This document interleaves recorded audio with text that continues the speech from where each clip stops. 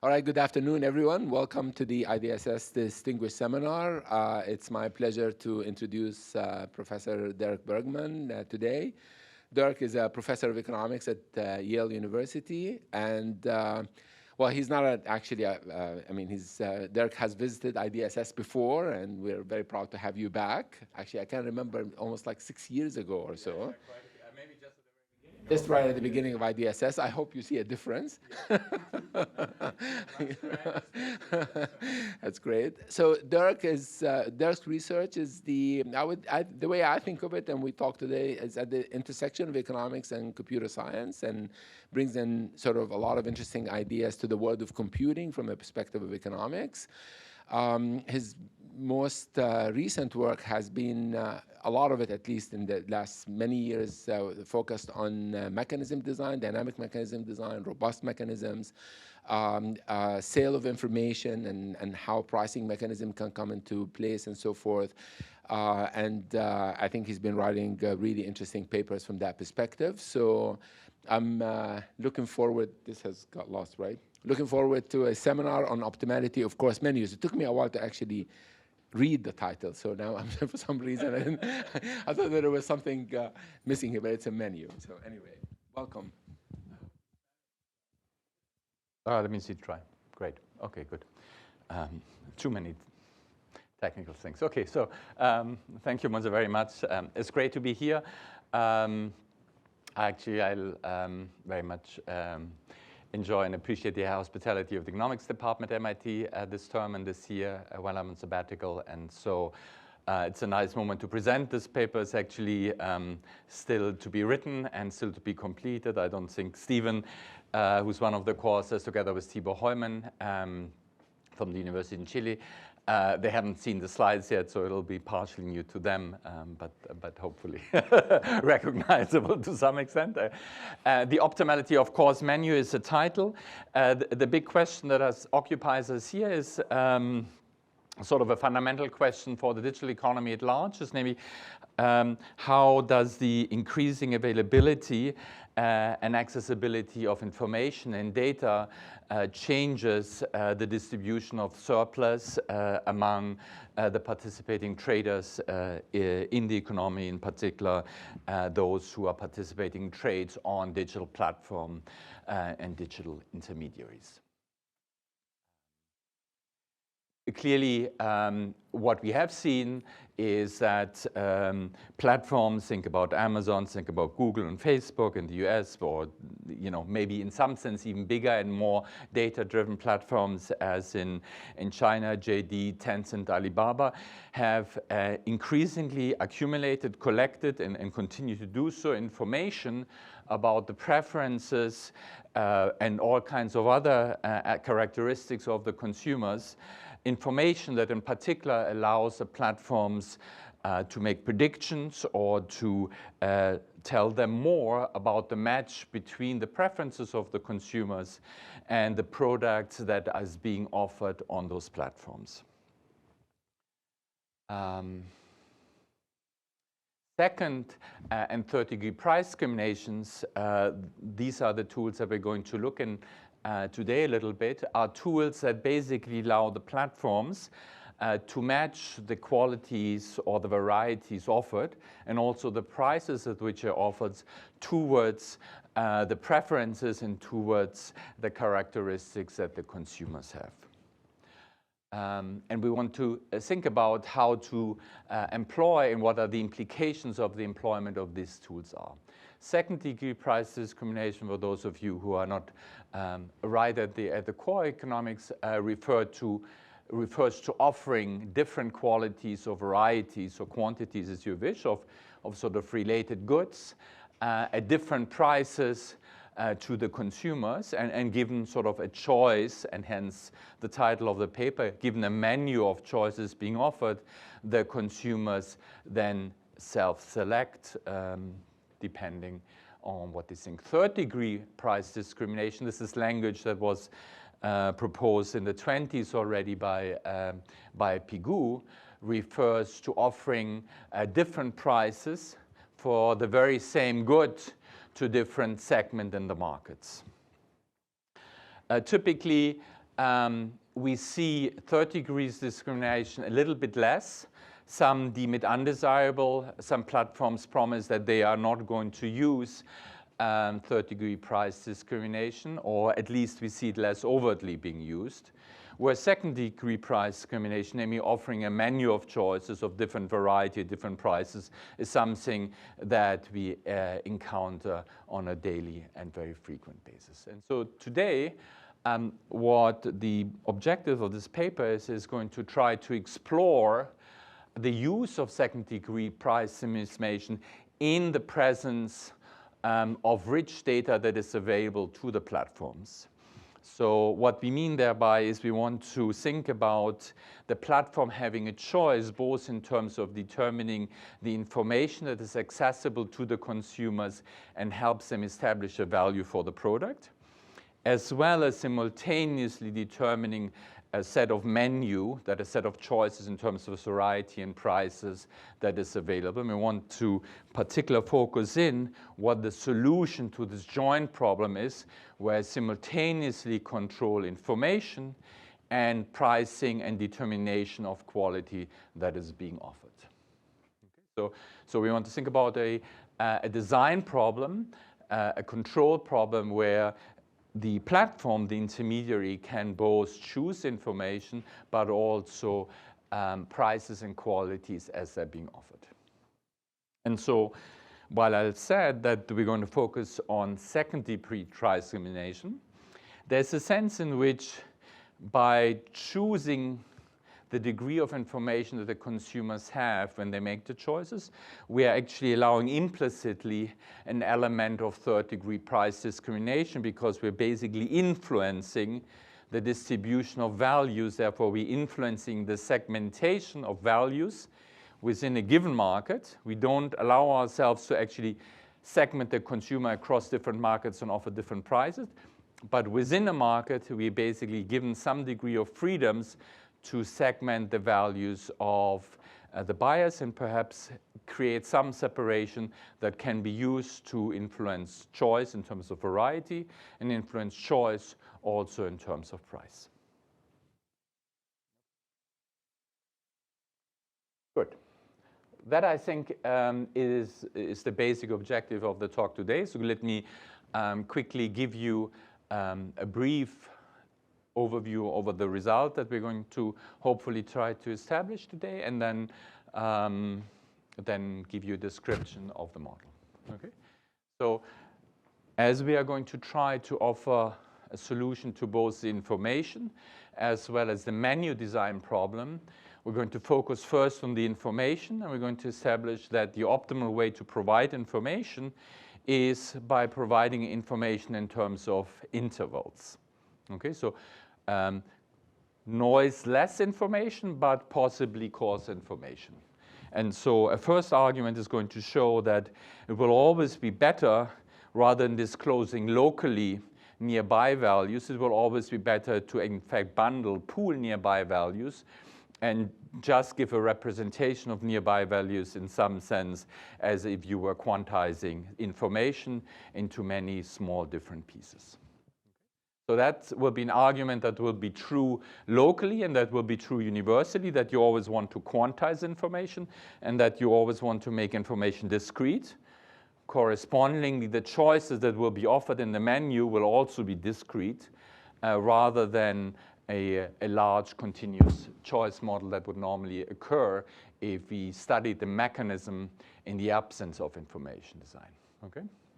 The second result that I'm going to establish is that it will actually be typically the case that information is rather very coarse, and that we're going to just give a finite set of signals, finite set of information to the buyers. And in fact, frequently pooling information will be the globally optimal choice, in the sense that the optimal menu will be a very coarse menu which will just contain a single item and will therefore reduce the choice, but perhaps increase the number of people who will be given access to that product because I don't have to screen as much anymore.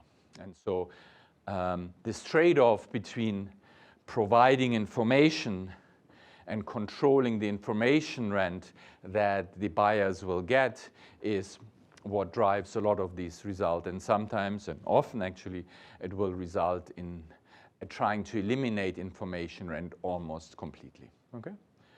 And we'll have time to come to see that, of course, there are limits to how much I want to constrain information, and we can give sufficient conditions as well under which we will want to provide information, and sufficient conditions, or at least examples under which we want to provide quite a bit of information. In fact, you know, in the limit, arbitrary much information. Okay? So these are the results that I hope to convey to you today, and give you a sense of the logic and intuition that arises, while even though we have in some sense unlimited information that we could disclose, we typically want to restrict access to information. We want to quantize information. We want to give only a finite set of information, and correspondingly offer only a finite set of choices to the consumers. So if you think about the management of information on the platform as opposed to what would be the socially efficient management of information, that will of course be quite different, because the socially efficient management of information would be resulting in complete disclosure, whereas here we'll see that we will restrict information quite considerably. Good, so that's the direction we want to go. And it's a good moment for me to stop before I give you an idea of the model. Mm-hmm. So I guess what you're saying is you want to price discriminate by modifying the information set. That's right. As opposed to directly changing the price. I want to basically introduce sort of gaps and frictions in the way consumers can make choices, because by introducing frictions and gaps, I make it difficult for them to basically replace one option by the others. And that difficulty allows me to extract some information, and as a seller, it allows me to raise the revenue while limiting the amount of surplus that I'm going to concede to the buyers. Okay. Good. So the model is going to be at least in its basic version, very simple. I'm going to perhaps give you sort of an extended version that will help you understand how we want to think about this in a more elaborate way. But let's start with the basic version. So we just want to think about a buyer having possibly one of many values for a quality Q that can be chosen. And that value is distributed initially with some distribution capital F on some compact interval. The seller can offer quality differentiated product Q that basically match the quality to the willingness to pay of the buyer V. And he's doing so while facing an increasing and convex cost in providing higher quality. Okay, so higher quality will be typically offered to people with a higher willingness to pay. In the absence of any choice of information, what the seller would do is simply to offer a menu. Okay? In a direct revelation mechanism, that menu would determine the quality that's being offered and the price that's being offered to a buyer who has a particular willingness to pay V. And this menu would typically be large, often a continuum to match the underlying values and to get an exact match. The objective of the seller is to simply maximize the expected profits, which is the revenue he gets from the sale of a particular quality, minus the cost that's being generated. And that menu has to satisfy two constraints. One is that it has to satisfy participation constraint. So the net value of engaging in this trade is non-negative for the buyer. Okay? And then there's an incentive compatibility constraint, which says, given the information I have, I'm making a choice so that the quality that's meant for me at the price that's meant for me offers me a better net value than any other choice I could have gotten by misrepresenting my value to something that is V prime. Okay, these are the standard element in nonlinear pricing. The utility you see is basically quasi-linear in the price. So from a social point of view, what we would like to do is to simply maximize the net value minus the cost of producing. But as I mentioned, we want to allow the seller to actually choose, to some extent, the value that the buyer has or the information that the buyer has about his value. So we want to think about this as choosing an information structure that basically maps the true underlying value into just some signal. So rather than knowing my value, I'm just receiving a signal that is, of course, related to this likelihood function, okay? And all that the buyer may know is, in fact, his expected posterior value given the signal. And any information structure or a signaling scheme S is going to, in turn, generate a distribution over expected values W, and let's call that G. The buyer. So the underlying value is V, and that there's a distribution over that, but the buyer may not observe V. He may just observe a signal about V, and all that he knows is a signal is related to the underlying value in this form. Okay? This is because buyer has not experienced the product. Buyer has not experienced the product, he does not know, so I'm going to give you an extended version that gives you a story behind this. Buyer basically doesn't know what the attributes of the products is, and what he would like to know is how the attributes and his own preferences match. They may match more, they may match less, and that signal is in some sense conveying that. Okay?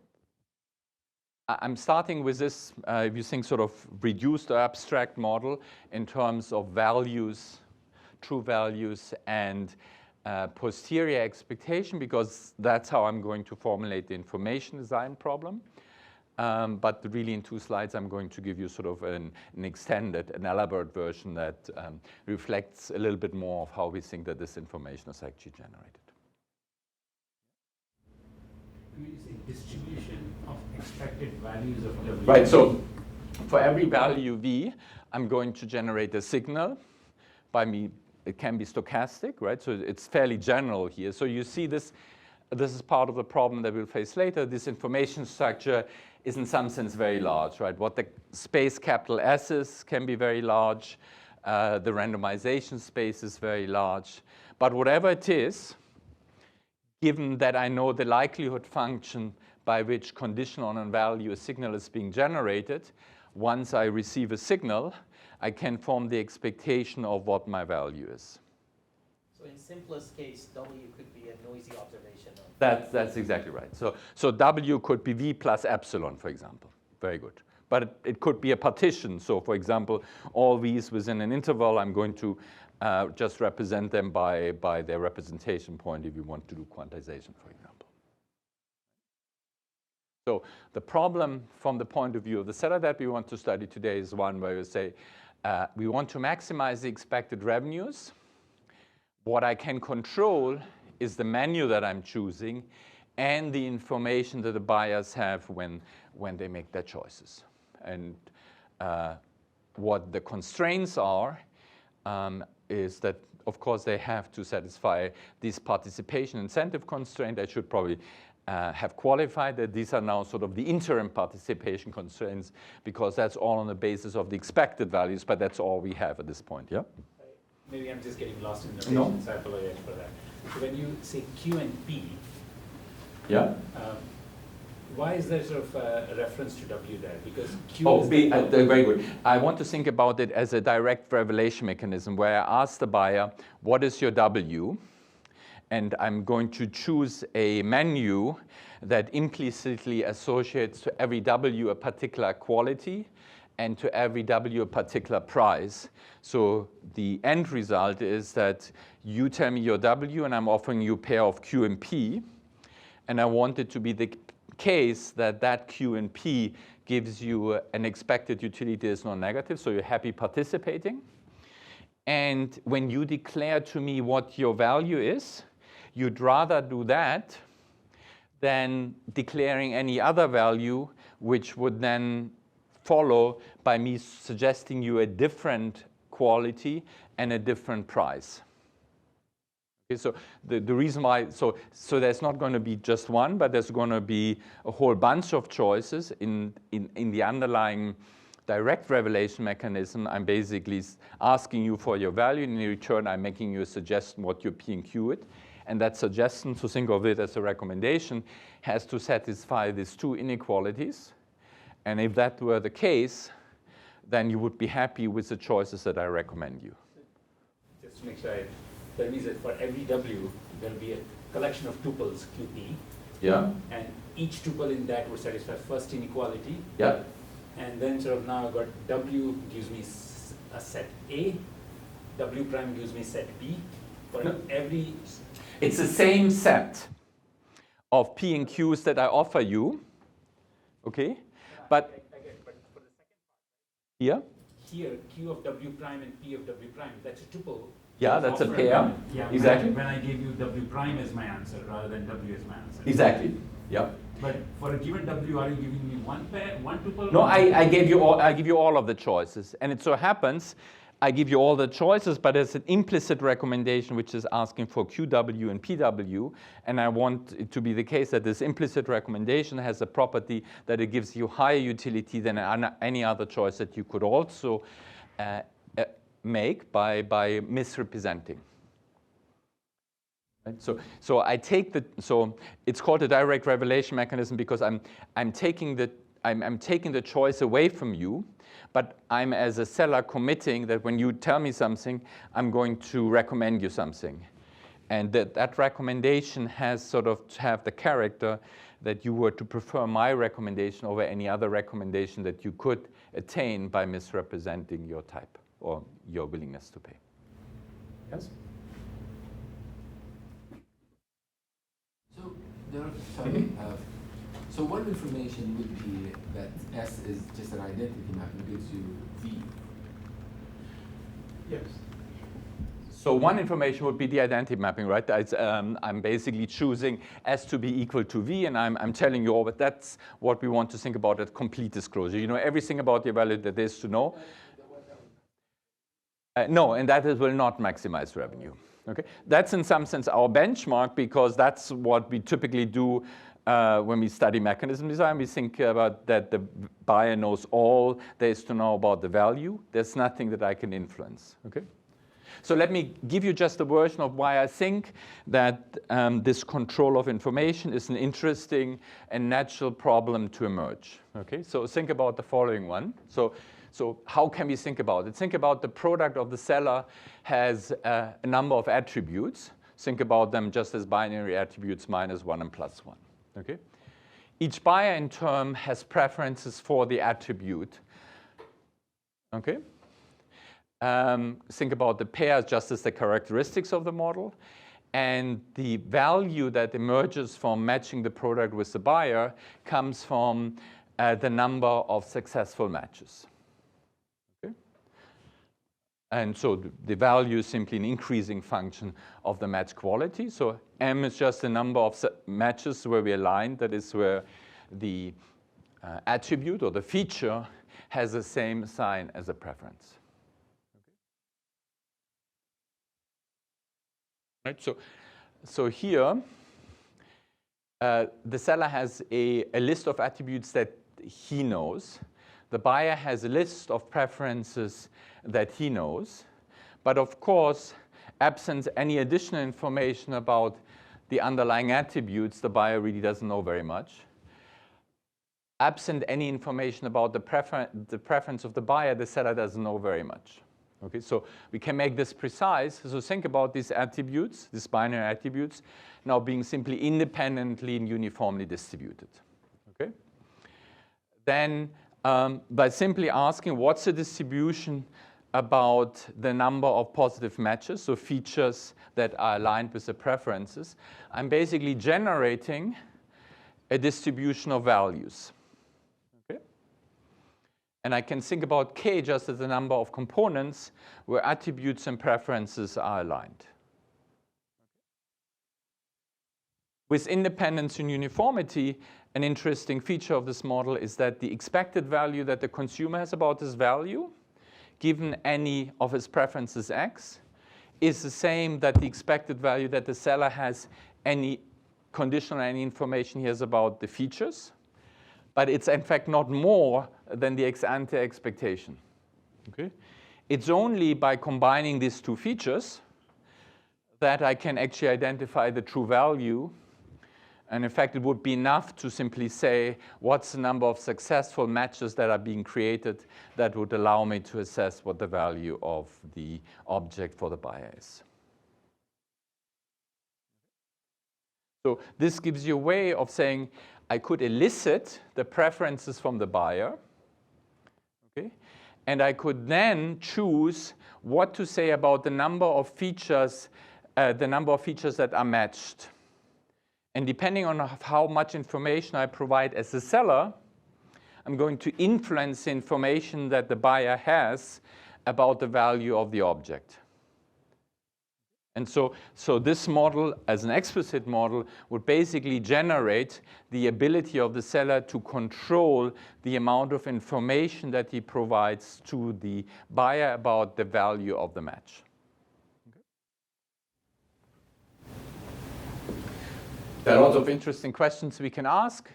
One thing to notice is if you think about there being many features, then in fact it's easy to show that of course the number of features has a standard normal distribution, and then basically by just controlling the mapping from features or from matched features into values, we can generate any arbitrary distribution of values. So in that sense, this simple model that I gave you, or sort of this extended model, captures the richness of any reduced form model in terms of a distribution of values.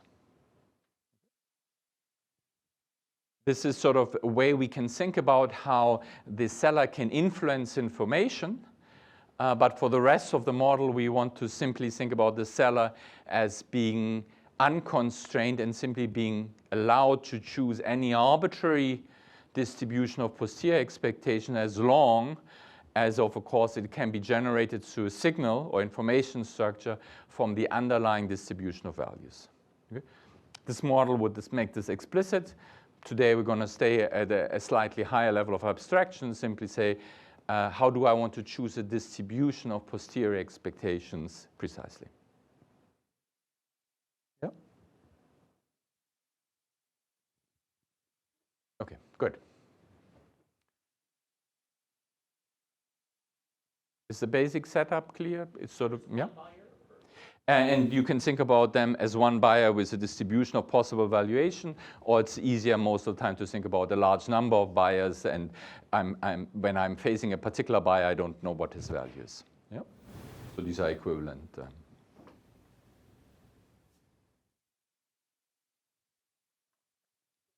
Maybe just to understand the last point, right? I'm a buyer, and let's say you're a seller. Yeah. And I have my own features, this Y, which is represented by YI. These are my preference, whether I like a particular feature or not, exactly. And then so if you give me one product and I tell you something about it, effectively I'm telling you an inner product of it. Exactly. You haven't understood everything about me, only sort of a little bit of information, and more projections you see about me, more you will learn. Exactly. I could tell you, you have more than the average number of matched attributes or less than the average number of matched attributes. So there's a lot of way in which I could give you information about what the quality or what the value of the match is.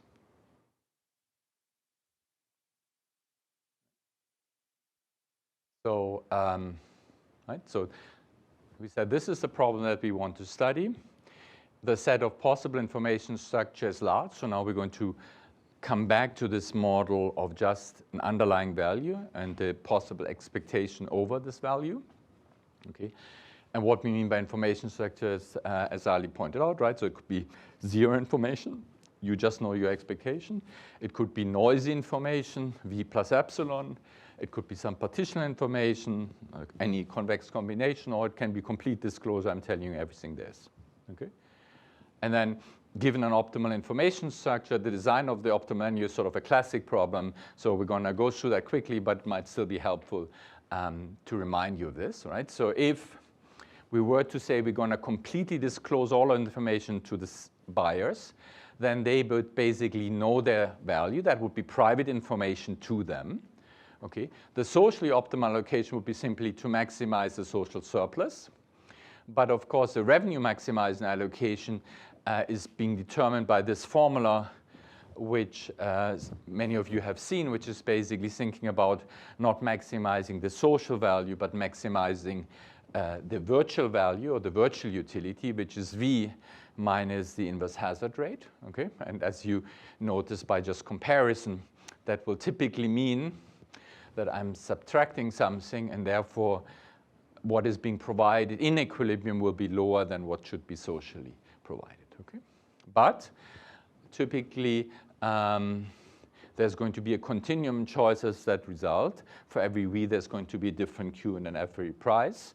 And so if you just are going to think about what will be a leading example for us, the uniform example in terms of the distribution, and a quadratic cost in terms of the provision of the quality, then the efficient solution would be just to match the value with the quality. So it's a linear quadratic problem.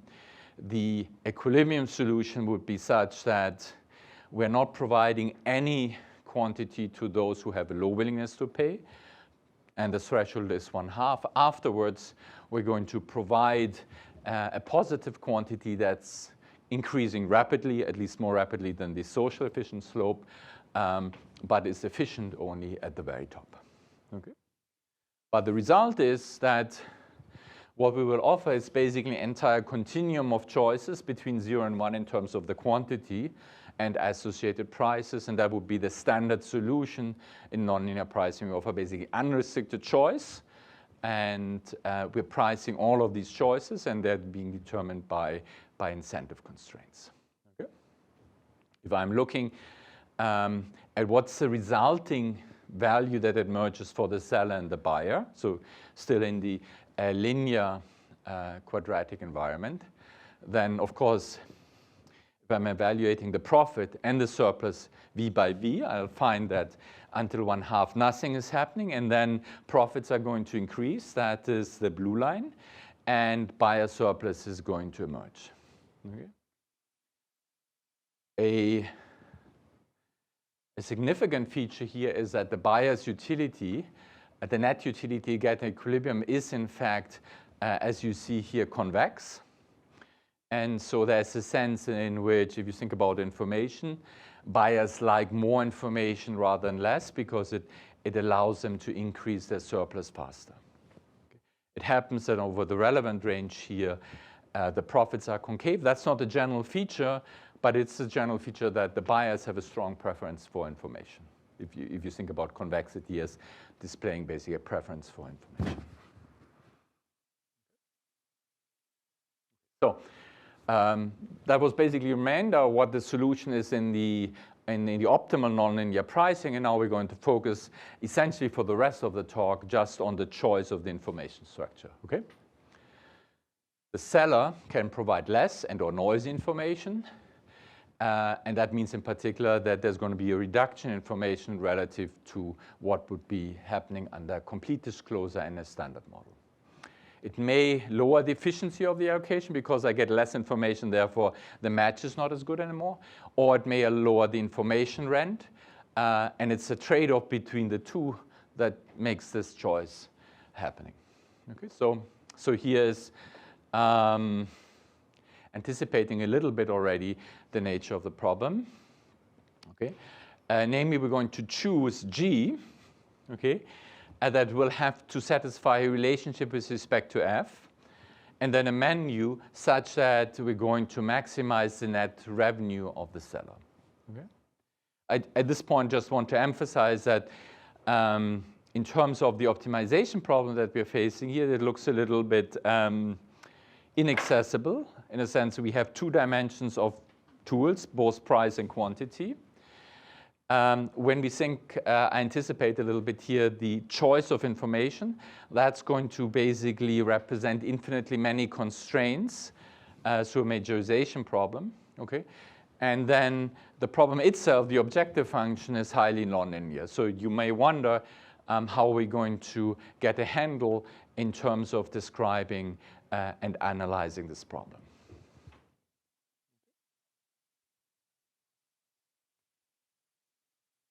And the insight is going to be, we're going to, in a standard way, reduce the dimensionality of the problem and just replace it, write it in terms of one variable, namely Q, rather than P and Q. That's a standard mechanism design problem. The new insights are coming more from the fact that we're going to be able to represent these constraints in a much more compact way, and that we're going to be able to find a formulation by a change of variable that turns this nonlinear problem in a linear problem. And so the constraints or the extreme points of the constraint sets is going to be what's driving the result of the optimizing problem. Okay, so let's focus on that. We said an information structure S generates an expectation about the distribution of conditional expectation, G. And so from now on, we're simply going to remove the information structure and simply think about the distribution G. What are the constraints that G has to satisfy? Well, relative to the underlying distribution of values, G is basically contraction, because less information means that we're going to have less variance in the conditional expectation. So in other words, F is a mean preserving spread of G, or G is a mean preserving contraction of F. Okay? That's the definition of mean preserving spread. This ordering is a famous result in statistics, Blackwell, and then in more generality, Stressen. A nice property that we're going to use in the change of variable is that the ordering of the mean preserving spread, or once you go beyond distribution, this is a relationship of majorization that is famous in the theory of inequalities, has a property that I can either formulate it in terms of the underlying distribution or in terms of the quantile. And we're going to use this because eventually we're going to rewrite this problem in terms of the quantiles. So what are candidate solutions? Candidate solutions for the optimal information structure are basically extreme points in the set of feasible distribution G. Okay? The set of all possible distributions that satisfy these majorization constraints is convex. And we're going to call an information structure G as having an interval structure if we can represent the distribution G, or in fact its quantile, in the following way. Okay? So the distribution G is related to distribution F either in the way that it just equals it. So then we're basically not changing F at all. It simply follows the same path. Or we're going to quantize the information in F. And here we're going to describe this in terms of the underlying quantile, right? So we have a lower quantile and an upper quantile, and we're going to contract basically all the values in between, and we're going to simply create a new value that's going to be just representing the expectation, so that G is in fact the mean preserving construction of F. Okay? So on each interval, you replace it with a constant that is the Exactly. Exactly. And if you don't replace it, then you just leave the original function. A recent result by Benny Moldovano, Struck, and Kleiner is actually saying that this interval structure is articulating the extreme points of the set of mean preserving or mean contracting spreads. Okay? So if you think about this, then that's precisely covering the question that Ali, or the interpretation that Ali just gave, right? So either we don't change the distribution, or we represent it by its expectation, and therefore by a mass point. Okay? And so locally, we either fully disclose the information, or we pool it in values in a particular quantile. And the extreme points of all such distribution are precisely these interval structures.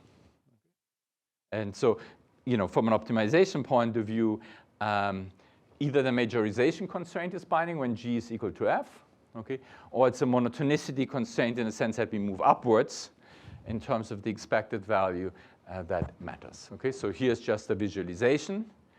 The original function, the original distribution f, we simply took one piece out, one interval out, and we represented it by a mass point, which means that the value of the distribution doesn't change until it hits this point, W3, and then it jumps up. And of course, W3 has to be reflecting the expectation, so it has to be equal to the value between V2 and V3. Okay? We can have one such point, mass points, we can have two, and we can have, in fact, infinitely many. So this characterization is, permissive, but it's also leaves us quite open in terms of what is the actual optimal information structure. And so that's where we're going now. Maybe you're getting there, but is there an intuition of why coarsening makes it better? No. Sorry. We haven't yet said that coarsening makes it better. So far, all I said is that the extreme points in a set of all possible distributions that satisfy the mean preserving constructions are distributions that have that feature. Okay, so it's not yet saying anything about the value to the seller, and in particular, it could be that we have no jump. Right? And so the original solution, namely f is equal to g, is the optimal solution. We haven't come to that yet. But I wanted to hone in you on the fact that the information structure can be large. In fact, it suffices to look at just this relatively small class of candidate equilibria or candidate solutions. Yes? Just one question there. So in the case when the information structure was that binomial description that you had. Yes. Is there a result, or I don't know if you're coming back, we show that. We're coming to that. Oh, okay. Great, yeah. Okay, so here I just want to say we can indeed show that the optimal mechanism, which is both the information structure as well as the menu, is such that G has this interval structure. Okay? That's still permissive in the sense that we could have complete disclosure on some intervals, mass points in other. But one thing that I wanted to already point out is that this information structure, the optimal information structure, therefore is noiseless because it doesn't introduce any extraneous noise. It simply reduces information by bundling them, by pooling them, but that's the only way we're reducing information.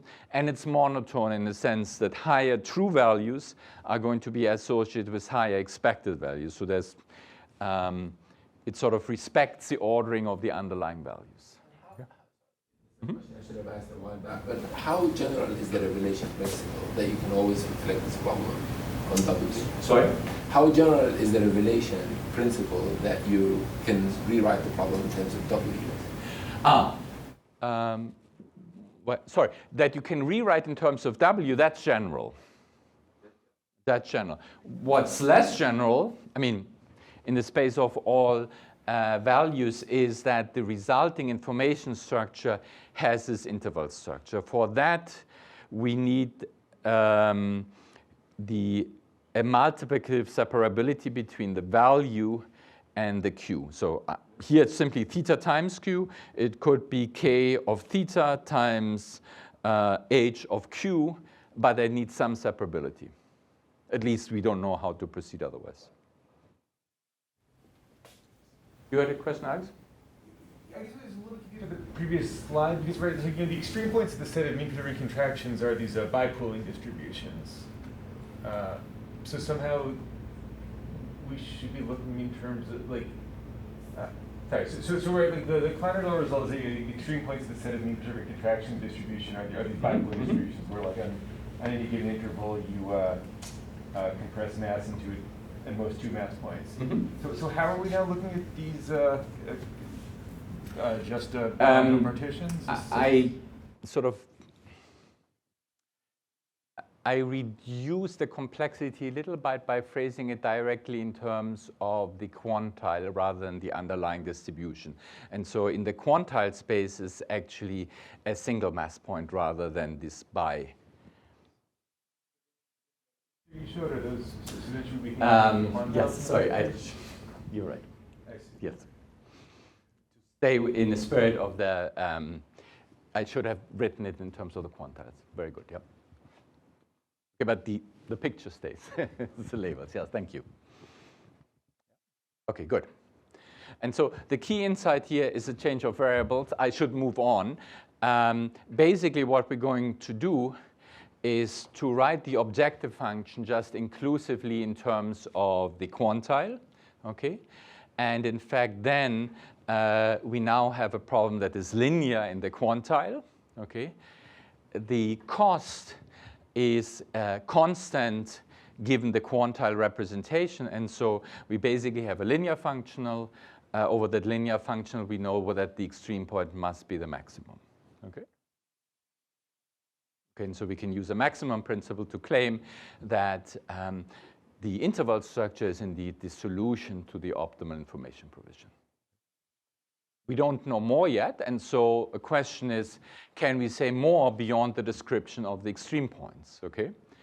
And so the next step that we're going to take is that, in fact, there are not going to be any instances where information is disclosed continuously, and in fact, all information is going to be discretized, so that the union of these discretized interval, in fact, make up the unit interval in our quantile space. So all information is going to be given in terms of this quantized representation, and the quantized representation is going to be finite. So, in fact, in every optimal mechanism, the information structure is a finite pooling interval structure. So that means it's coarse, and it's going to just consist of these discrete elements. You asked early on for the intuition. The intuition is basically that in that race between, on the one hand side, trying to get a handle on the information rent, which are convex for the buyer, and an attempt to maintain efficiency that is good matching between value and quality, it is always the depression of information rent that gains, and that leads us to pooling, because that leads to a first order gain, whereas the loss that we experience, at least over small intervals, from not tailoring the quantity to the value is of just second degree. And so it's a desire to control and to lower the information rent that will always mean we want to present less than complete information, and we're going to quantize the information. We're going to just... About the information rent, so what, I guess... Yeah. So why do I want to tell less? I mean, this is basically saying it's better to tell less. You know... Distortion. Exactly. Is outweighed by the benefit that you gain. Well, so sorry, I hate doing that, but I think here it's useful, right? So the buyer's utility that he will get, that he will be able to claim in the mechanism because it's incentive compatible, can always be written in this way. It's basically an interval of the accumulated quantities I'm giving to people below. In particular, if a nearby value gets a nearby quantity, the buyer has a pretty good opportunity for misrepresenting and lowering his announced value, and he gets a quantity that is close by, but it's lower in price. Okay? As I create these discretized elements, I'm basically removing a whole lot of incentive constraints that don't change the allocation very much, but that allow me to sort of introduce a jump between, you know, a gold version and a silver version in some sense of the, say, service level or whatever it is that I want to provide. And that's is always going to dominate the small losses that come from the fact that I'm unable to completely control the match of value and quality. Fair to say that if I was interested in maximizing social welfare, then I would not concentrate the information. Then I would disclose all of the information. So that's, I guess that's part of the contrast that we are trying to draw here. And in fact, given the time proceeds, let me also proceed quickly, and you see the proof on the slides, and the argument develop in more detail in terms of first and second order losses, okay? But let me in fact move to conditions under which that menu is very coarse. Okay, so we show that the menu is coarse and finite, but how coarse can it be? So let us return again to the quadratic cost model and uniform distribution, and then build up from that result further. Okay. We know that each menu has finitely many items, so we know that the optimal menu can be characterized by sort of difference conditions in terms of providing more or less information, okay? And the coarsest menu has just a single item, okay? It turns out that in this sort of classic example of uniform distribution and quadratic cost, in fact, the optimal menu is a single item menu, okay? Where the quantity, of course, matches the expectation, so as in the, you would expect. The price is just the square of the expectation. And the threshold that I'm going to set is such that the threshold and the conditional expectation above the threshold is just related by the factor of 2. Okay. So coming back to our original pictures and now augmented by the optimal mechanism, both in terms of information and menu, what you can see here is that we're going to provide a level of quality that's 2/3, so way above, in some sense, the average. Okay, and it will be offered to all buyers who have a value that is over and above 1/3. Okay, so in that sense, we see less exclusion in this market. Okay, that's the allocation. In terms of the profits, I'm plotting here the profits point by point. That is the underlying value. Okay, it's constant for the seller, and it's always realized as soon as the value is higher than 1/3. In ex post terms, it may be sometimes negative, it's maybe sometimes positive. In expectation, the buyer surplus is going to be now 0, because since I'm only offering one item, I basically can keep all of the buyers at the reservation level. I extract all of the surplus that I'm creating. I'm not creating the efficient surplus, but I create considerably more surplus. Okay? And so if you compare the profits, it's basically twice as high under the optimal information design than it is under complete disclosure. There's an accompanying drop in the buyer surplus, but the drop is lower, so even if you were to take the point of view what we're interested in is maximizing the social surplus, actually the coarse menu here creates a larger surplus than the complete disclosure. And so a more difficult problem is to describe what are the, are there sharp conditions under which a single item, or if you wish a generalization, any finite number of items are being offered optimally. We can make partial progress here, and so we already know what's optimal in the uniform quadratic. A set of sufficient conditions if the density is weakly concave, so in some sense decreases rapidly enough, and the cost function is more convex than quadratic, then in fact the single item mechanism will be the optimal mechanism. So quite for a broad set of circumstances, providing just one item will be the optimal thing to do. Okay, and so that's quite different and distinct from what we would see under complete disclosure. I'm running out of time, so I hope what I wanted to sort of convince you here is that we can think about information as basically generating specific recommendation and prices in terms of a variety of choices. And despite the abundance of information that we have, it is optimal in the mechanism to just convey very limited information to allow for very limited communication in order to raise the revenue of the seller. So this is one example, I think, where sort of the interaction between mechanism and information design, if you wish, in data-rich environments is sort of very interesting and leads you to results that really would not arise if you were sort of to study these issues separately rather than sort of in a comprehensive framework as we suggested here.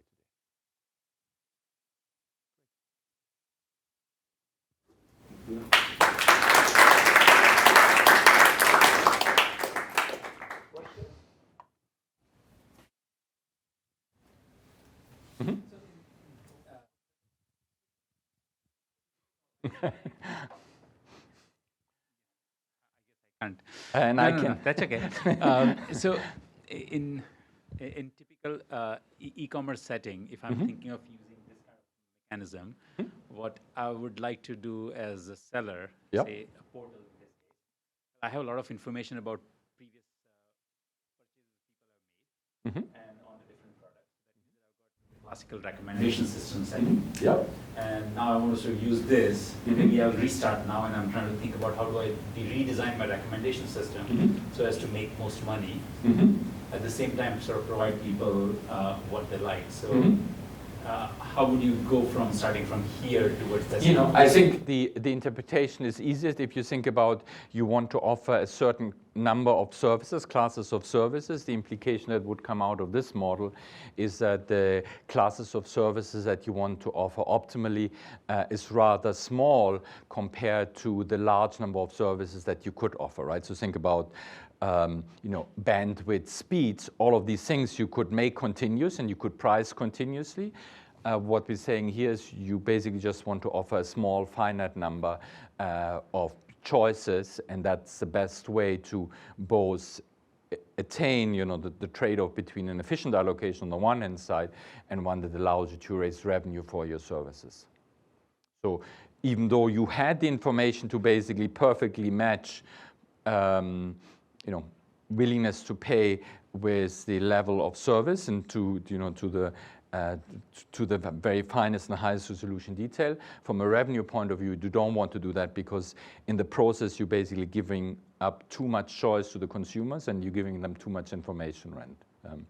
So another implication is that, you know, if you're under, here we looked at the monopoly problem, right? So if you now think that you're competing as a recommender system or as a service with others, then clearly as the competition becomes more severe, you will have to offer, the best way to offer a higher value is to increase the number of options, the number of services, because that allows you to pass on more of the value to the consumer in the most efficient way.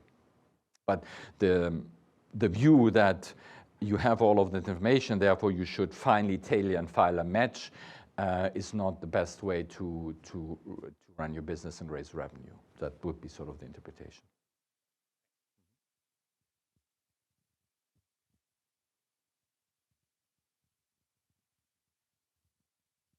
I had also a question in a similar direction as Derek had. Can you go back to the slide on with the binomial attributes model? All the way.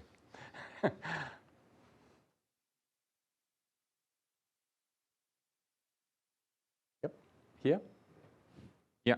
These binary attributes features in an e-commerce setting where you can think about how you do digital product design. Also, even how, like, which of these do you disclose on a website, for example? Very binary, exactly. very realistic. Here, some of the assumptions, like how these are drawn and your limit result, might be a bit shaky in an application. One thing that I would be curious about is, now, if we take this model and say, okay, let's now use this model for, say, 1,000 attributes and say, okay, that's reasonably close to a continuum limit.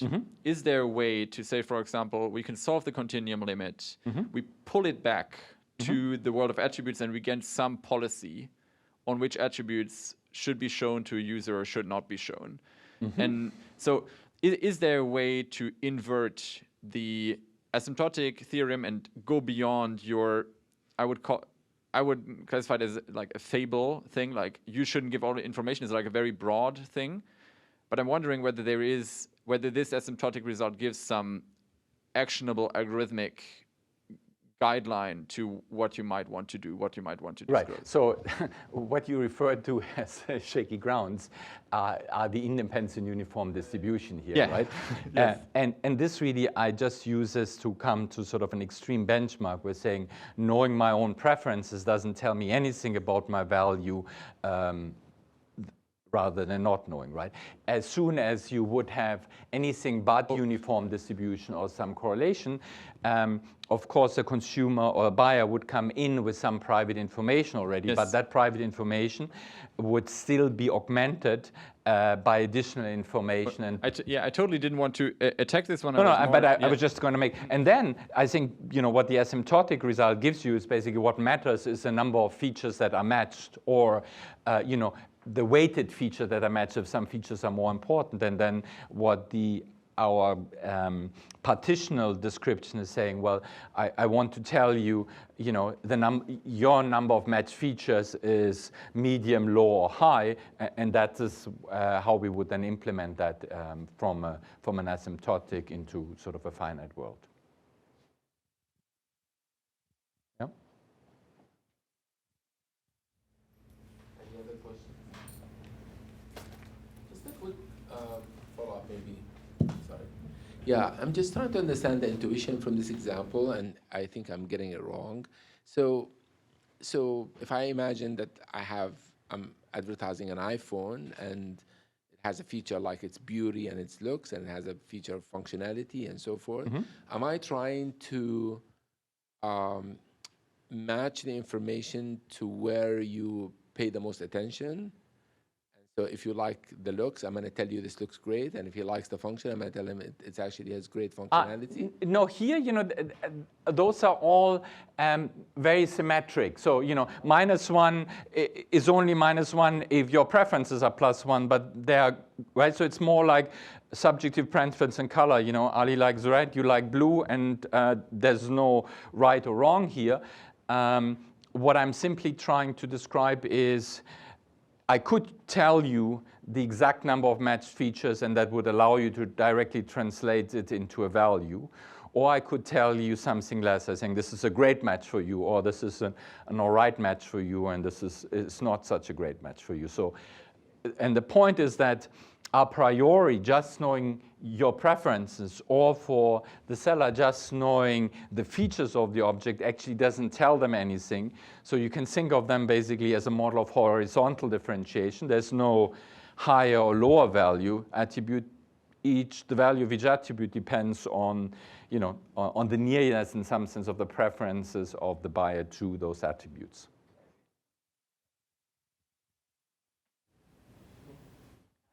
You said that there is this interval structure. There is a finite number of them, but do you have a result on how many could there be? Like, it could be a finite number, but that could be still very, very large. That's true, yes. So that's something I guess I would like to learn from control theorists about, what sort of the right mathematics about that is, we have a natural result that sometimes there's just one feature, but a more general description of, what's the optimal cardinality, and how is that related to the cost of providing the value and the differentiation in the values. That would be nice to know, but I don't know how to approach that problem. Another question that you could ask, is of course, how good our approximation, that is, how good would you be with, so how quickly can you approximate the optimal mechanism with very few items, with a very coarse mechanism? That we understand a little bit better, but not complete. Mm-hmm. Better if you, instead of just using the mean in the interval, if you use, instead of the mean in the interval, you use what we call a first order hold, meaning that you know the slope as well. So instead of piecewise constant, make it piecewise linear for yours. Yeah. And we know in some worlds, yes, but in the world of preference, this multiplicative preference that I gave you here, the result of the extreme points is saying that's the best. If I want to deviate from complete disclosure, then that's the only way that I want to deviate from it. So it's different from, you know, the work that you have been done on Witzenhausen, where, you know, you may want to manipulate the slope in some sense as well. Yeah. Because there's no, you know, there's no cost or benefit related to the slope here. All that matters is the expectation, really. Okay, I think we can end, and we can take it out to the reception at the end of the hallway. Thank you so much, Dirk, for a great presentation.